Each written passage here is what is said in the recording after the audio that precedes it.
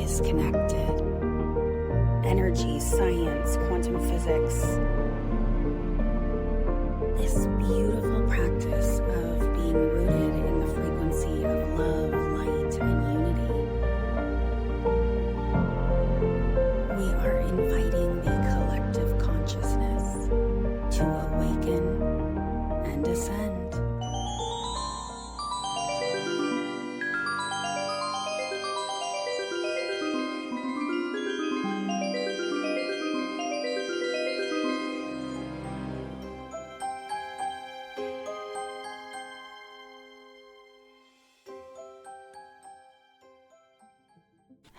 Hello. Welcome to Rooted Frequency, where we ground down into spiritual truth, one frequency at a time. I'm your host, Tiffany Haney. Today we're peeling back the veil on a topic that many will find slightly conspiratorial, controversial, and maybe even completely out there. But I do believe that as the veil continues to thin, parts of us are waking up that we didn't even know existed. And within these parts lie discernment.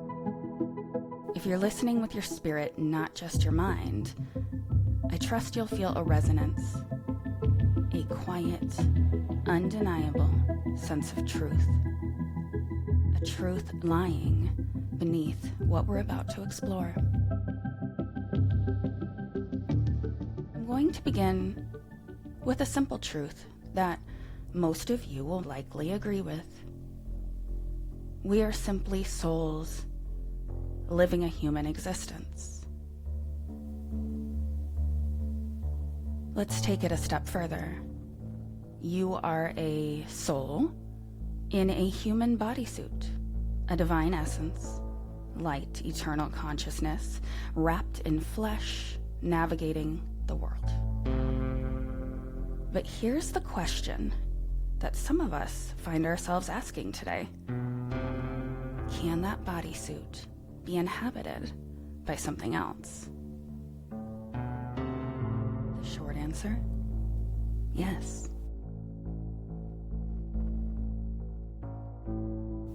Throughout time, ancient texts speak of spirits seeking a home, demons, unclean spirits needing bodies to express through, to live through.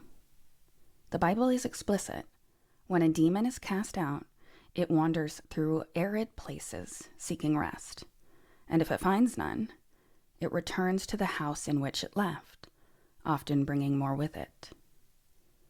In Matthew 12:43, it states, "When an unclean spirit has gone out of a person, it passes through waterless places, seeking rest, but finds none.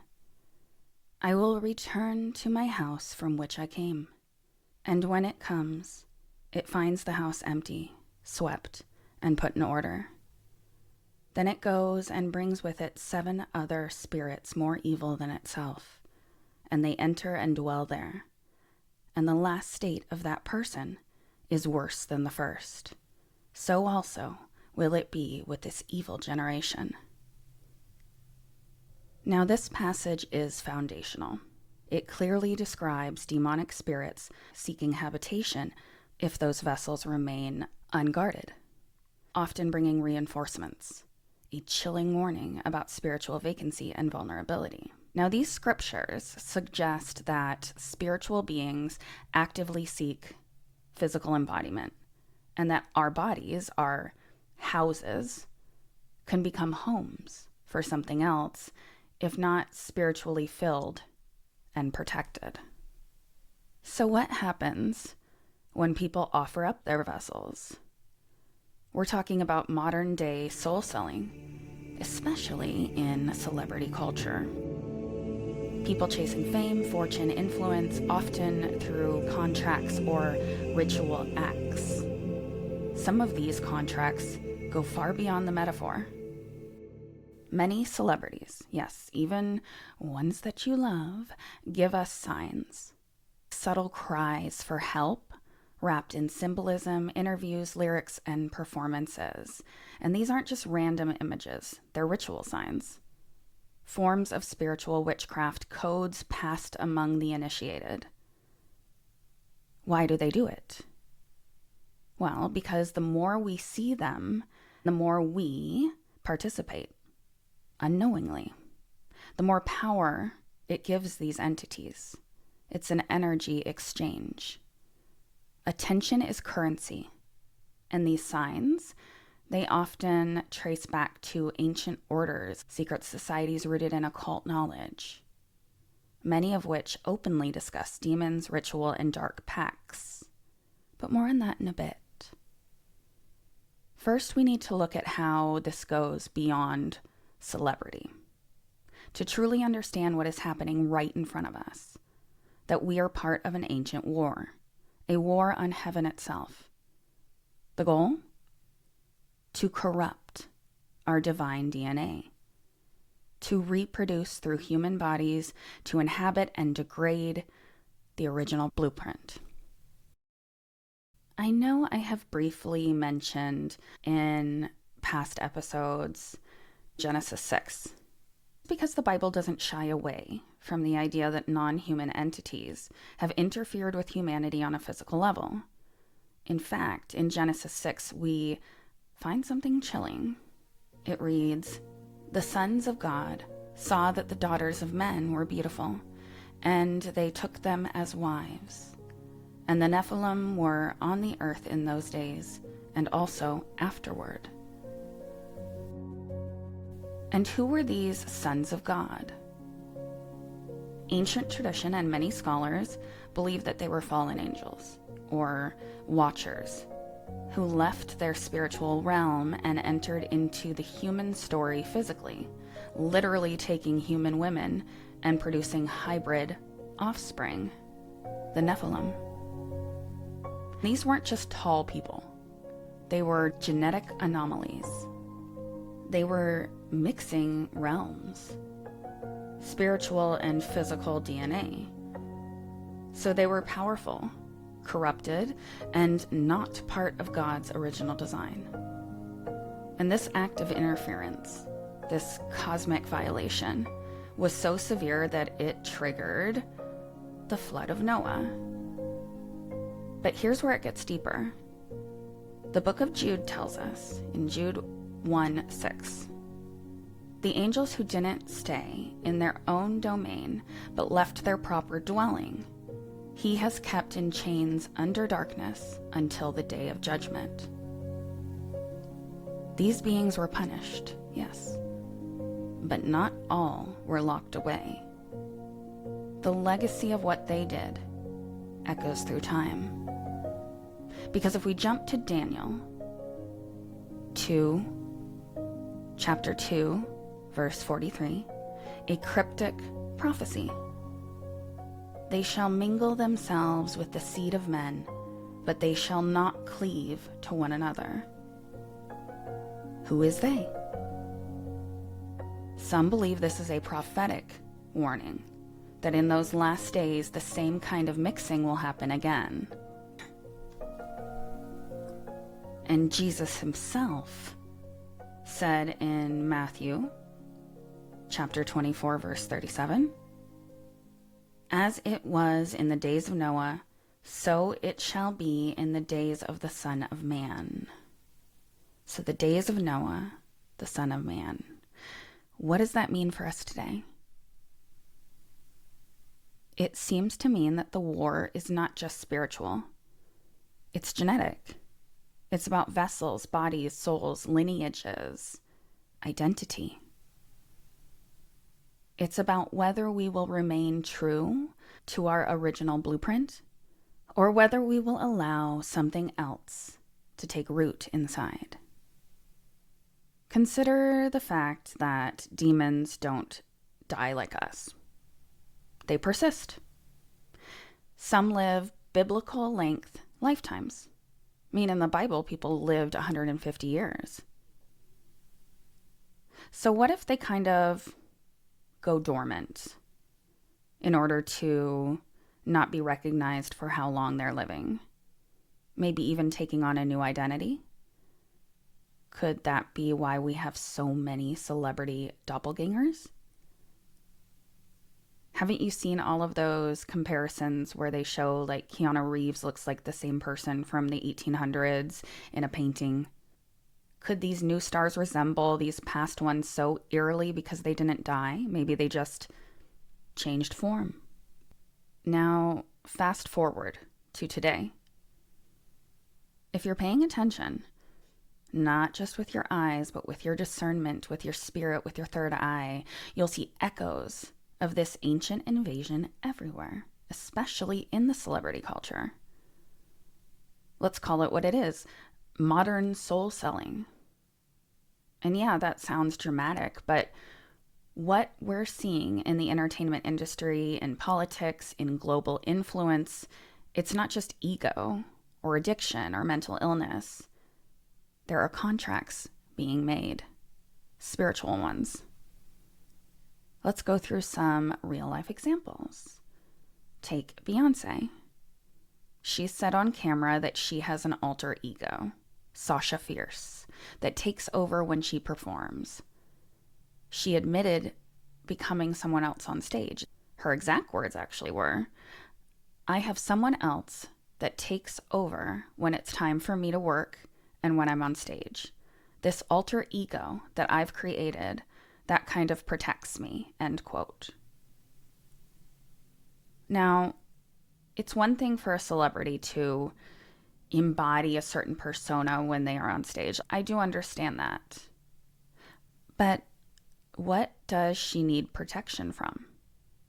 Why would she need protection from her own art? Who or what is really taking over that she would mention protection? Or Rihanna, in an interview after she did a pretty dark performance, once said, quote, "It's like an out-of-body experience. It's almost not even me," end quote. And in her Umbrella video, which was one of the big songs that went platinum, skyrocketed her fame to kind of next level, we see her drenched in black oil, contouring, becoming something else. That video was filled with symbolism. Pyramids, fire, shadows, and possession motifs.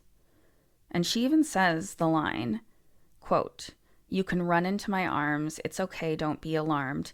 Come into me," end quote. That kind of gives me chills. Who is she speaking for? Let's talk about Nicki Minaj. She openly says that she has a spirit named Roman who lives inside of her, one who takes over when she's angry or performing. She, quote, says, "Roman is a demon inside me." She is not joking. She talks about him being born out of rage, and in one performance, she even stages a Catholic-style exorcism of this character. But if it's just a character, why the need for an exorcism ritual on stage? Right before Kanye West had one of his world-famous massive breakdowns, he once said, quote, "I sold my soul to the devil. I know it was a crappy deal. At least it came with a few toys like a Happy Meal," end quote. And he said that during a live show. Not in a song, no symbolism, no metaphor, just truth. Hidden in plain sight. They are telling us the truth all the time. And everyone likes to be like, "Oh, it's just art. People don't understand the artist." Why is there such a theme prevalent running through so many of these giant stars? It's an odd theme. Lady Gaga talks about spiritual downloads, opening portals in her art. I mean, she is an entire episode in herself. Doja Cat, drenched in blood, horns, demonic imagery. Sam Smith literally performing as a red horned devil at the Grammys. and having people bow to him. These are not artistic coincidences. These are signs, broadcasts, invitations, rituals. They're doing rituals right in front of you. And I am so sick of people saying you're a conspiracy theorist when you're simply a person taking their word and looking with your eyes. So using our common sense is conspiracy now. Because the deal isn't just for fame with these people. The deal is let us in. Use your vessel, become a gateway. And we need to talk about this, and it is important because it's not just about them. These signs are shown publicly because they do need our participation. They want us to watch. Watching is participating. They want us to video them, to nod, to sing the lyrics, to vibe, because energy, especially collective spiritual attention, is the real currency of the world. And they know that. And they're distracting us with all of the cars and the vacations and the money. They know what the real currency is. And if you are not grounded in that truth, if your vessel is just floating through this world unguarded, you're energetically participating in their rituals without even knowing it. Why do so many celebrities say they feel possessed on stage? Something takes over me. It's not me when I perform. I channel another entity or energy. This is because something is taking over. Most of them are willingly offering their vessels, sometimes in desperation for fame, sometimes through ritual initiation, and in doing so they become inhabited, just like the scriptures warned. And the spirits that move in, they're hungry. They feed on energy, attention, and adoration of the masses. They feed on fear, and they feed on you watching them. And some celebrities can handle it, and others have a total meltdown. These celebrities can be seen signaling to each other, making hand signs, wearing symbols on their clothing, making the symbols in music videos, at award shows, on the red carpet. These are modern witchcraft codes, occult symbolism, Illuminati signatures. Why do they do this? Because rituals require energy, attention, repetition. And when we see it, without questioning it, we participate energetically. It's like an acceptance. You're just accepting the false truth. It blows my mind how much they are throwing it in your face. The triangles, the covered eye, one eye covered, every serpent motif, every black and white checkerboard, every bathtub tragedy. These things aren't just performance, fashion, coincidence, they're permission. It's how they broadcast their allegiance, and it's how they recruit attention to fuel that system. But that's where your discernment comes in.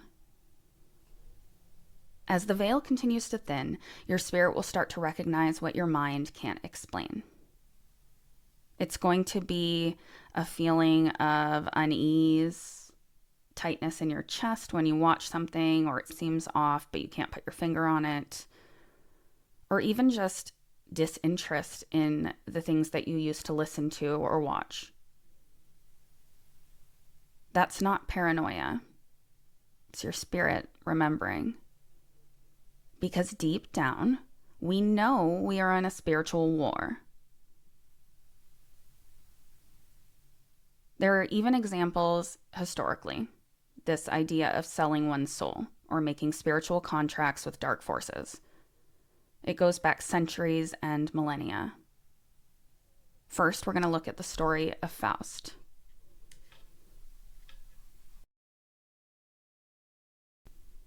One of the most famous legends of soul selling. In this story, we meet Dr. Faust, a scholar who was so dissatisfied with the limits of human knowledge and power that he struck a deal with the devil. In this legend, he sells his soul in exchange for unlimited knowledge and worldly pleasures. And this story has been told through plays, books, operas for centuries. But at its heart, it's a warning that the price of greatness, power, and fulfillment may be steeper than we realize. Faust, in essence, represents the spiritual contract many in power have made in exchange for their fame and success. We can also look really far back to the Pact of the Knights Templar, a powerful and wealthy order in medieval Europe, but their sudden fall from grace in the early 14th century led to a lot of mythical theories. Some believed that the Templars had made a spiritual pact with darker forces to attain the immense wealth and power that they had. And the occult symbolism often associated with the Templars, like the pentagram, continue to appear in secret societies today. Masons? But we're not going down that rabbit hole today.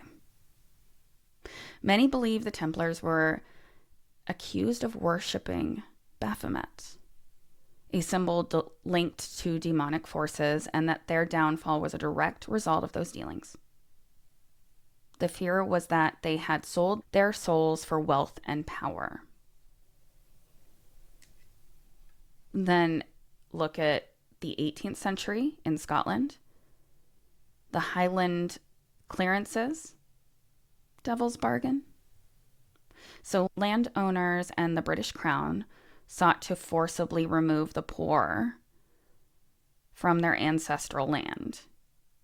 According to local legend, many of the landowners were said to have made deals with darker forces in exchange for the land and power to destroy the Highlands.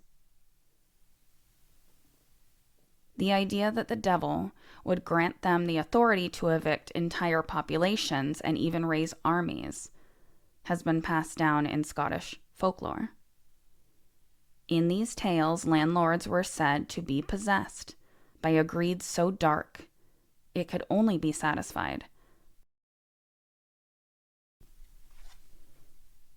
During World War II, the Nazi regime is known to have sought occult power. Hitler and his inner circle were believed to be fascinated by ancient occult symbols and rituals,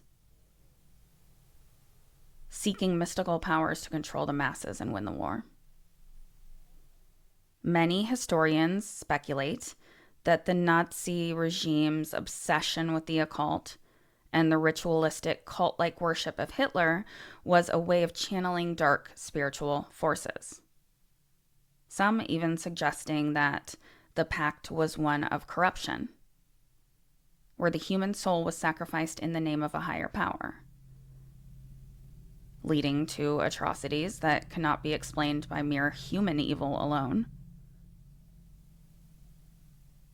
And in more modern history, one of the wealthiest families in the United States, the Rockefellers, they've been associated with mystical and occult practices. Many theorists believe that the family's wealth and influence did not come from traditional means, but from some sort of spiritual dealing. The Rockefellers were known to be involved with Bohemian Grove, an elite and secret gathering, if you don't know what that is. Very much rumored there to be a place of demonic worship and ritual. Sacrifice. The symbolism and secretive nature of these gatherings suggest that global elites might be making pacts or worshiping another worldly power. So these historical examples, from Faust to the Nazis to modern day elites, show that this practice of spiritual contracts and soul selling isn't just related to the imaginary or that it's mythological. It's a part of a darker spiritual history that continues to manifest in our modern world. And what's striking in all of these examples is the same: desire for power, for control, for immortality. And in exchange for these earthly desires, a soul is given away, or at the very least corrupted by this dark power. But if you think that this is all legend and lore, you have to look at the patterns of what's happening today, and you'll see the same deals being struck, just in different forms. And I have to ask you, what is worse? Is it the passive observer walking through life, unwilling to see the evil that's being paraded before them? The one who turns a blind eye to the signs, symbols, and spiritual manipulations, and refuses to question or engage in the deeper layers of reality, choosing instead to stay in this comfortably numb, unbothered, and disconnected space away from truth? Or is it the people who are fighting, battling daily, who feel the weight of the darkness, who see it for what it is, and yet still choose every single day to follow light over darkness? The people who acknowledge the presence of demons and understand that there is a war waging within and around them.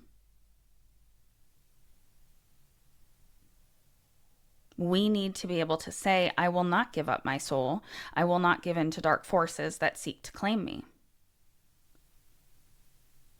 Which one of these two types of people is going to be revered on Judgment Day? This person who stood silent and still letting the evil thrive without a word? Or the one who fought, however imperfectly, for the light and the truth of their soul? I don't think that we can discuss enough the fact that we are spiritual vessels, we are housing our souls, and that in this world, those souls, those energies are constantly being pulled in different directions. We have to ask the question, who inhabits your vessel? Are you grounded in your soul? Anchored firmly in your connection to source, to truth, to a divine God, the divine spark that resides deep within you? Are you filled with light, glowing with purpose, peace, and the awareness of your worth? Or are you just empty, floating through your days unaware, ungrounded, leaving the doors of your soul wide open, unlocked for anything or anyone to walk right in? And as the veil continues to thin, they are walking in. That's just the truth. They're still looking for homes. The demons, the entities, the energies that wish to take hold, they want in. They want to inhabit the vessels of those who have forgotten who they are, those who have lost their grounding, those who leave themselves spiritually vulnerable, adrift in the currents of this world without an anchor. And what if Judgment Day was sooner than you thought?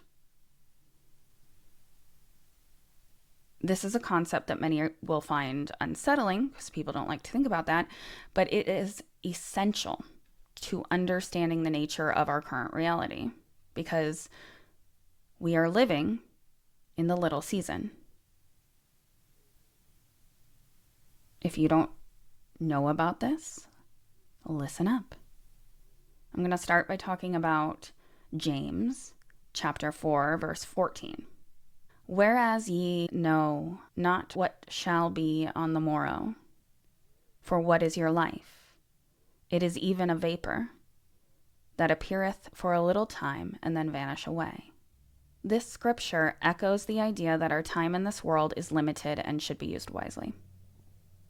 And I'm going to go down this rabbit hole not to scare you, but to awaken you, to call you to your awareness, because the war isn't the only one out there. It's also happening inside us, inside our vessels.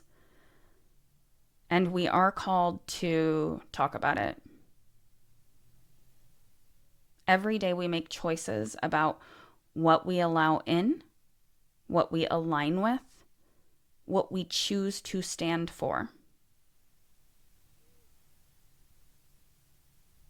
This is a call for you to guard your soul with intention, clarity, and spiritual practice. Because we really need to ask ourselves, who's sitting in the driver's seat of your life? We want it to be you, not someone or something else.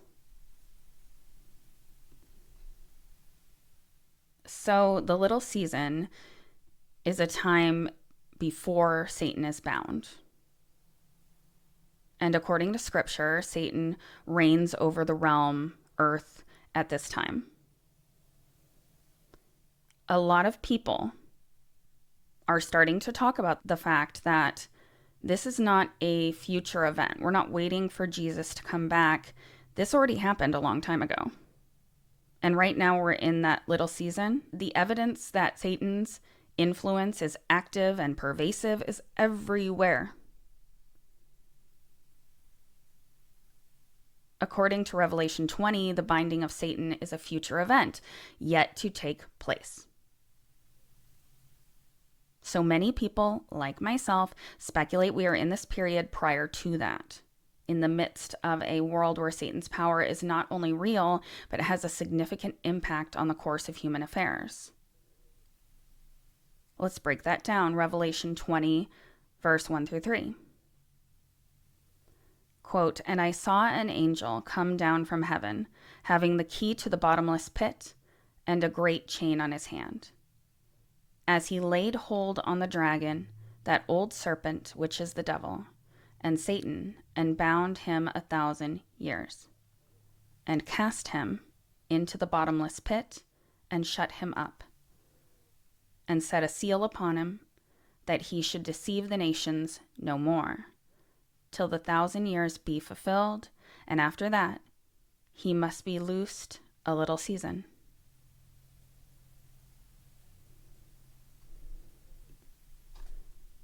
This is the state we are currently living in, a period before the full manifestation of God's kingdom, during which Satan reigns this world.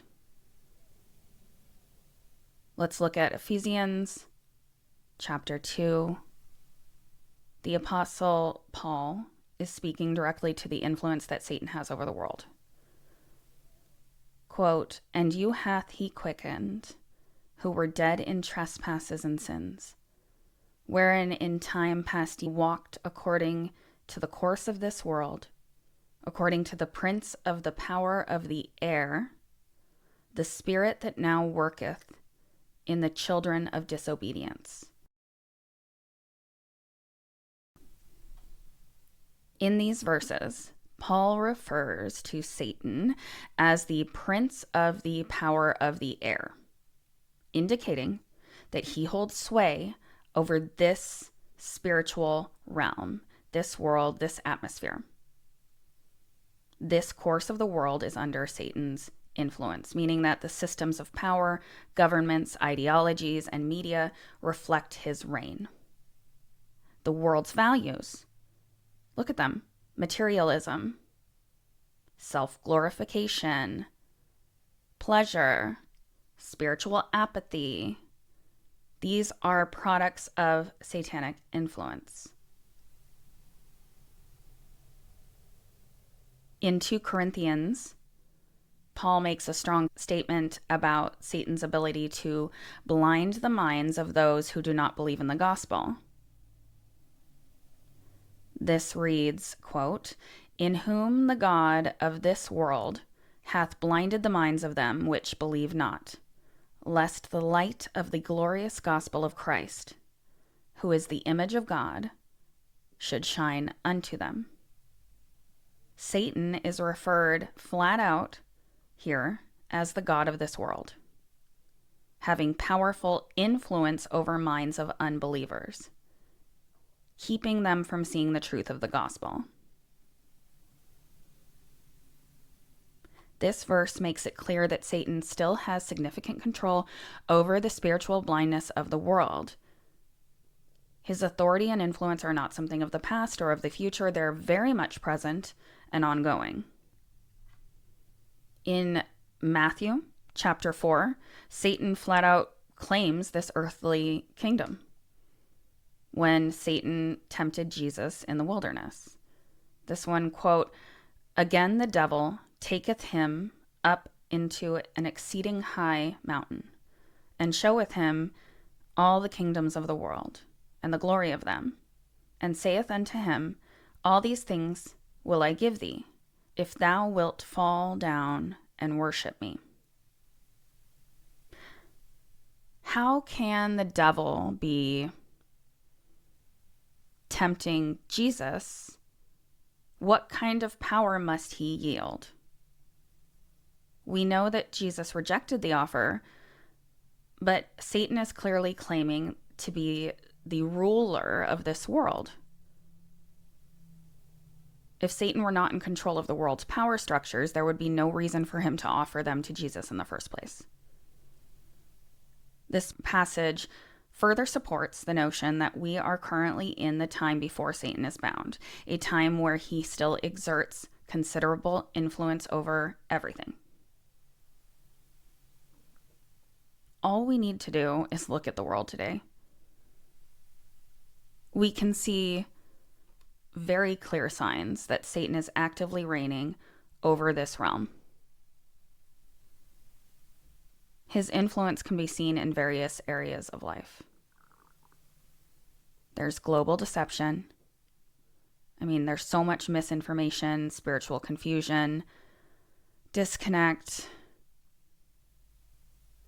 These are pillars of Satan's rule. We see people turning away from traditional beliefs, embracing false ideologies, and adopting these self-serving doctrines. Satan thrives in these conditions, keeping people spiritually blind to the truth. There is so much evil and violence and war and corruption and conflict. It really suggests that the prince of this world is at work. Satan's influence can be seen in the way leaders manipulate populations, the rise of certain oppressive systems, and the exploitation of the weak. It's also evident in the increasing self-centeredness of modern culture. They are disconnecting this collective consciousness that we have this connection to the divine. And doing this through pursuit of personal pleasure, wealth, fame. No one wants to help their community. They want their post on Instagram to go viral. This reflects the worldly kingdom that Satan has established, where materialism and self-gratification take precedence over spiritual growth and service to others.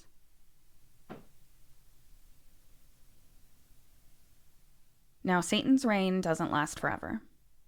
The Word of God gives us a timeline, and although we don't always understand every detail, one thing's for sure: his power is limited and his time is short.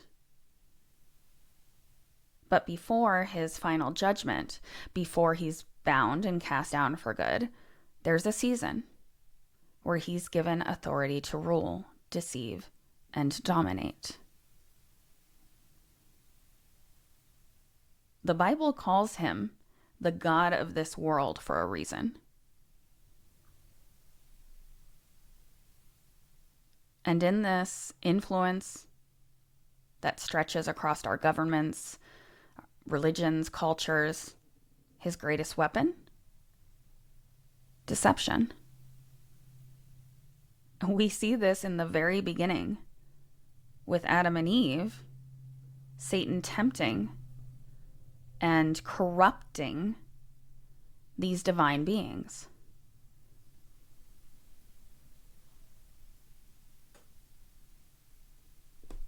Satan wants to deceive.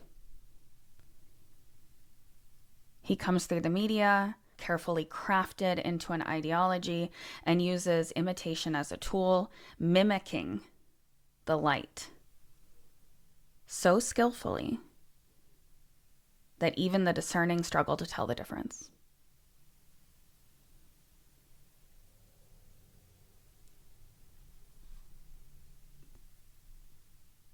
Scripture flat out says this.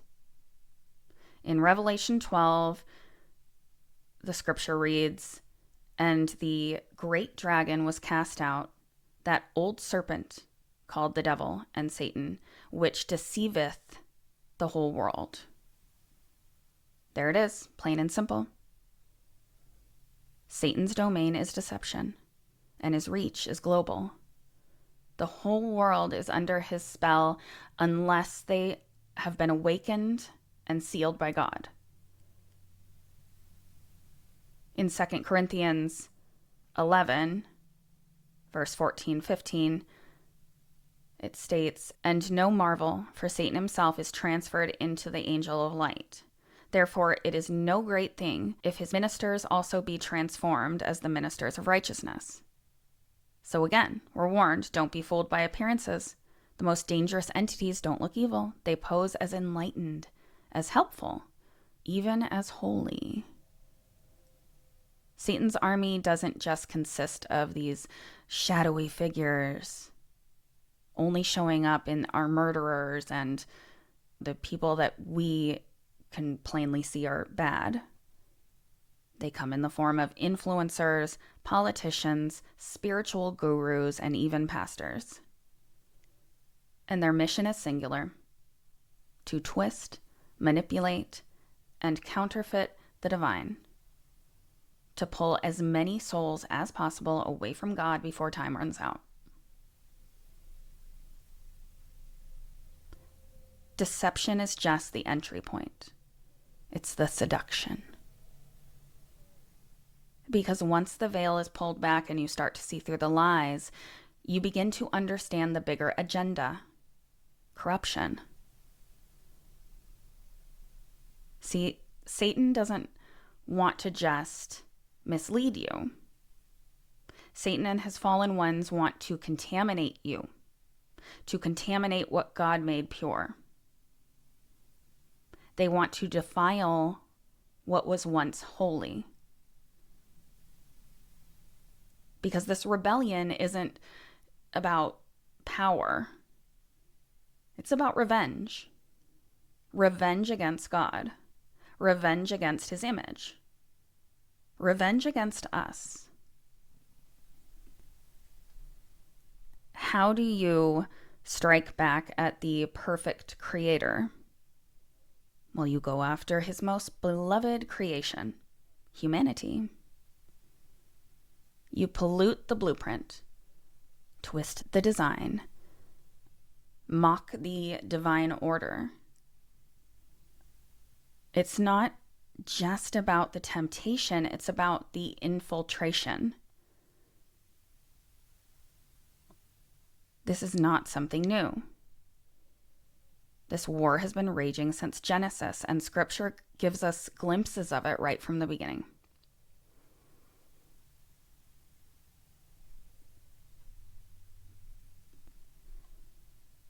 Because back to Genesis 6, the Nephilim narrative tells us the sons of God came in unto the daughters of men, and they bare children to them. These sons of God, fallen angels, were mating with human women, producing these hybrid offspring, the Nephilim. This is one of the clearest examples of demons or fallen angels attempting to corrupt the human bloodline, to defile the creation that God called very good. Many believe this was a direct attempt to pollute the line through which the Messiah would come.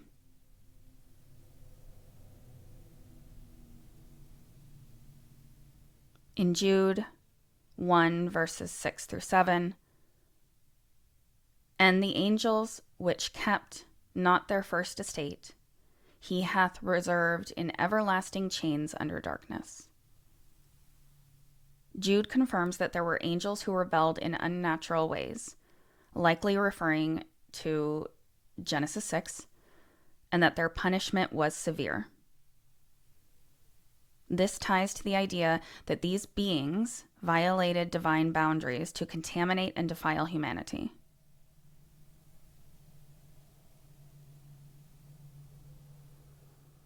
Demons are actively at war with us, God's people. This is a spiritual warfare, identifying a hierarchy of demonic forces that exert power over the world. Their battle isn't random, it's targeted against God's people. And their goal is to interfere, oppress, mislead, basically snuff out the light. Matthew 8:29. And behold, they cried out, saying, What have we to do with thee, Jesus, thou Son of God? Art thou come hither to torment us before the time? Demons recognize Jesus and know they are destined for destruction. Until that appointed time, they act out in desperation and rage. They want to punish God by hurting his creation, us, created in his image. Some interpretations suggest that this is why demons attempt to corrupt, possess, and defile humans, because they know they can't hurt God directly, but they can try to desecrate his temple, our bodies and souls. So the question remains, are we currently in a time when Satan is still reigning over this realm? We definitely know that his influence is evident in systems of power, spiritual blindness, definitely moral decay. And in this temporary age before Jesus returns to bind Satan and establish his eternal kingdom, as Christians, as light workers, we are called to remain vigilant, to stay spiritually grounded in the truth, and to resist the forces of darkness. Our mission is to spread the light all throughout this dark world, knowing that the victory is already secured and that Satan's rule will one day come to an end. And this should not scare you. It should empower you, awaken you. Because this oh so important war isn't just happening out there. It's happening within us. If we're living in the time before Satan is bound, if the world is still under his dominion, it makes sense that many of his beings serving him are not thriving. They're not celebrating in some twisted victory. They're suffering. They are cursed. These entities, demons, fallen ones, whatever you want to call them, they've been roaming this earth for a long time. They've possessed things, taken over bloodlines, and yet many of them are trapped, caught in this endless cycle of torment. They want to die, but they can't.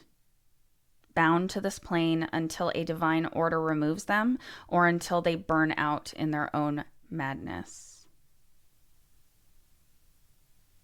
Until then, they'll feed off fear, off attention, off of worship. Where do they get this energy? From us.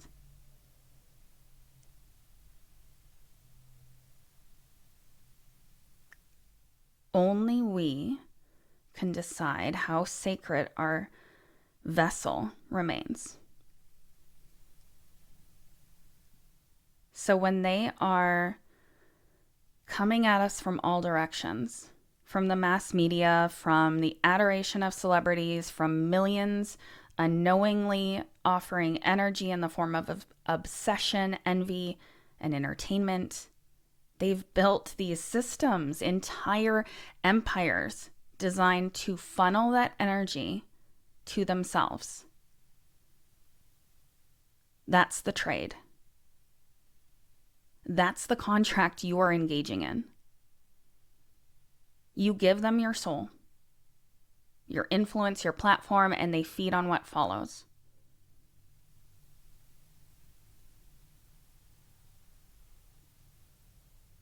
But here's the part that many people overlook. There aren't as many real people here as you think. And I'm sure you're like, what does that mean? But look around. Doesn't it sometimes feel like you're surrounded by people who are just there? People who are going through the motions, no depth, no light in their eyes, no desire to awaken spiritually,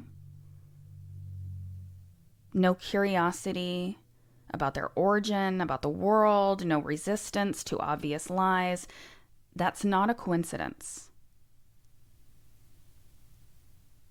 There's a certain finite amount of souls in this realm that are real, divine, conscious, sovereign. Chances are, if you're listening to this, you are one of them. Some are inhabited by unclean spirits, by trauma, by darkness, and some, they're simply not sold. They're placeholders, basically CPUs, background characters in a spiritual simulation. And this is where I believe simulation theory gains some footing. Not in the sci-fi simulation theory sense, but even ancients alluded to this idea. The Gnostics called them archons. Some mystics have called them soulless ones or mud people. Today we see them as NPCs. Non-playable characters. People who exist, but do not question, feel, or awaken. But why are they here? Because in this realm, if we were only filled with the demonic souls and the divine souls, the battle would be too obvious. It would be chaos. So the system needed something in between. These neutralizers, buffers, entities that can function, reproduce, consume, obey, but will never disrupt the program.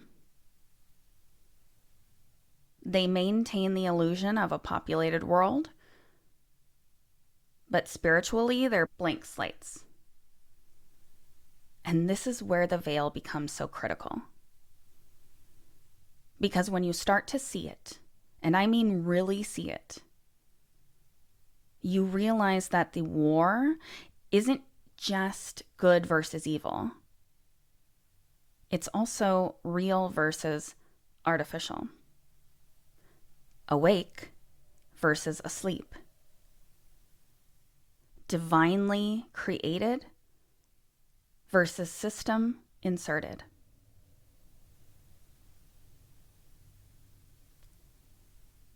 So ask yourself, do I feel real? Do I feel the divine spark within me? Or have I been functioning on autopilot, ungrounded and unaware? Because now more than ever, the souls who are awake must anchor in truth. We were not sent here to blend in with the simulation. We're here to disrupt it, to remind others of their light, to resist the feeding frenzy of fear, and basically reclaim this house of God from the squatters.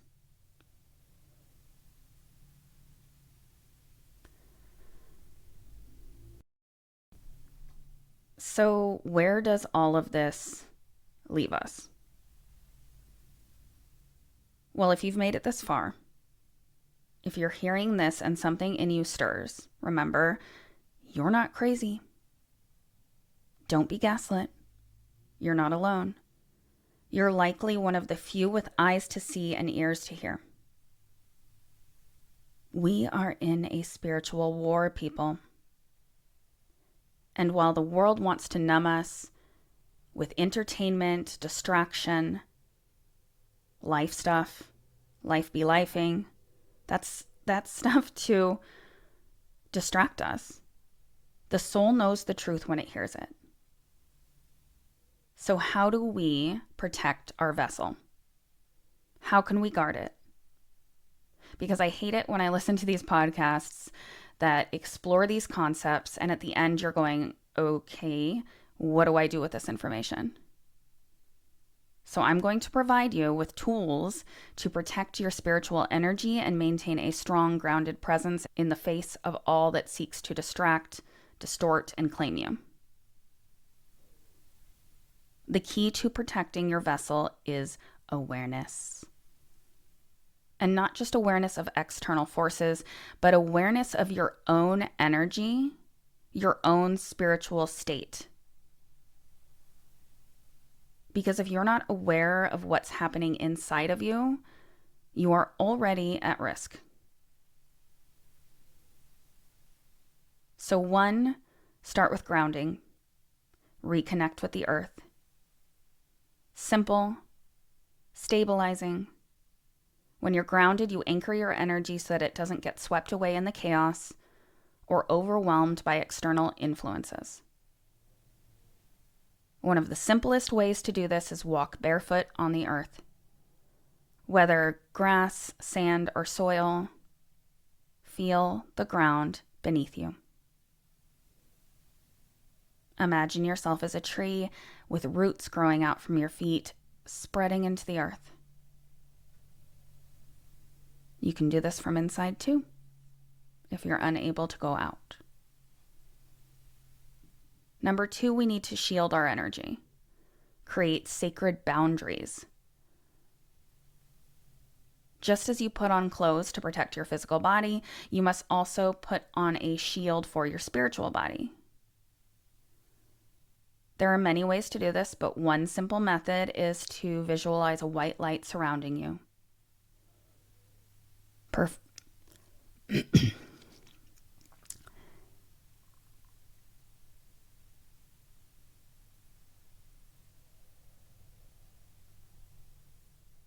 Forming a protective bubble that extends around your body and mind. A light of protective energy, this layer that repels negative energy. It's like a shield that bounces anything back that doesn't align with your highest good. And this light can be expanded or contracted depending on the situation. Whatever makes you feel protected, encapsulated, safe within your sacred space. This is not a wall that cuts us off from the world, but just a filter. Just like we filter our water, we need to filter what information we consume, the people whose energy we allow into our energy. That's big. Filter. You need to filter. We're putting that with the shielding your energy. Filtration. Get a good filtration system in place. 3, affirmations, invoking some sort of divine protection, maybe prayer, whatever you align with, as long as it's invoking divine protection to create an energetic boundary that calls in higher forces to surround you and keep you safe. In the show notes, I'm going to put one that is an example of a prayer that you can use. It's simple. You can make it your own. I call upon the divine protection of the light to shield me from any negativity, fear, or darkness that may try to enter my space. I ask for guidance and strength from the divine to keep me grounded in truth, love, and purpose.